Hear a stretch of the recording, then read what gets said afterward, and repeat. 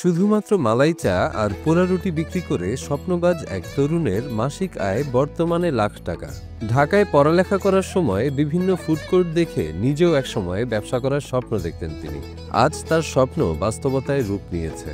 ঢাকাতে পড়াশোনা করতাম, ওইখান থেকে ফুড থেকে অনেক কিছু দেখা, অনেক কিছু শিখা।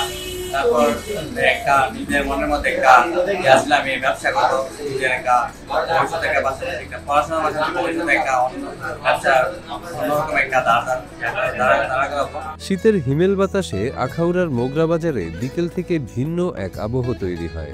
রাস্তার পাশে ছোট্ট একটি দোকান, নাম টি হাউস। দোকানের সামনে দাঁড়ালেই প্রথমে দুধের মিষ্টি ঘ্রাণ ভেসে আসে, তারপর চোখে পড়ে মানুষের ভিড়। কেউ চায়ের কাপে চুমুক দিচ্ছে, কেউ দুধ চায়ে রুটি ভিজিয়ে খাচ্ছে। সব মিলিয়ে সন্ধ্যার এক উৎসবমুখর আমেজ।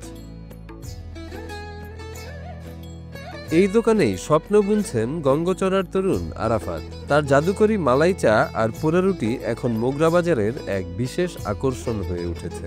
অল্প দিনেই আরাফাত এখন প্রায় প্রতি মাসে লাখ টাকা আয় করছেন।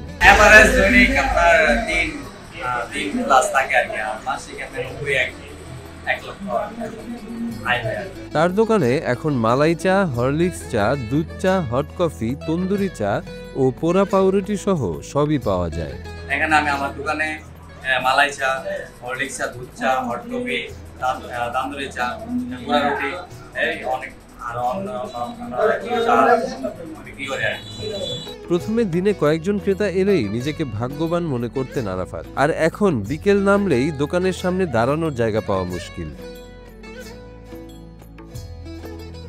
আশপাশের গ্রাম ছাড়িয়ে দূর দূরান্ত থেকেও মানুষ এই বিশেষ চায়ের স্বাদ নিতে ছুটে আসে। আমার দোকানে আসলে বিভিন্ন এলাকা থেকে বা দূর দূরান্ত থেকে ব্রাহ্মণবাড়িয়ার ভিতরে যে কতগুলা এলাকা আছে, প্রায় এলাকা থেকে আমার দোকানে আসে। আমি দোকান করতে যাচ্ছি, আমি অনেকের মুখে শুনি যে চা বিক্রি হয়, পাউরুটি বা কেক ইত্যাদি। সে সূত্রে আমি আমার বন্ধু বান্ধব নিয়ে আসছি। আসলে আমরা সবাই খাইছি, খাই এখানে বসে গল্প করতেছি এবং দেখলাম আসলে সেও অনেক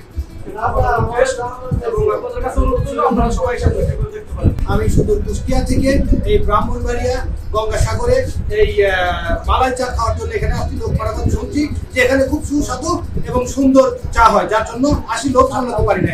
খুবই সুন্দর লাগছে, খুবই সুন্দর এবং চমৎকার। এই দোকানের ভিন্ন স্বাদের চা খেয়ে চা প্রেমীরাও সন্তুষ্ট।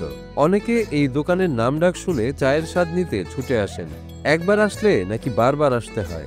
এখানে শুনছি অনেক ভালো একটা চা বানায়, আজকে প্রথম আসলাম, মানে ভালো লাগলো।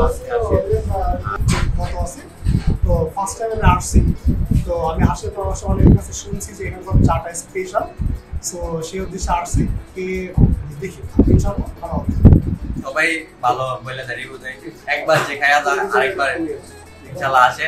দেখো ভালো একটা সাপোর্ট পাইতেছি, ইনশাআল্লাহ দোয়া করবেন সবাই। সবাই যাতে একবার, আর সবাইকে দাওয়াত রইল, সবাই যাতে একবার এসে আমার দোকানে চা খায় যান এবং ক্যাশ আশেপাশে লোক মার্কেটে শুনতে পেরেছি যে এখানে ভালো স্পেশাল মালাই চা শোনা মাত্রই খাওয়ার জন্য আসছে। আরাফাত তার নিজের ক্ষুদ্র এই উদ্যোগে অভাবনীয় সাফল্যের মুখ দেখে ভবিষ্যতে দোকান বড় করে নতুন কিছু খাবার যোগ করার পরিকল্পনা করছেন।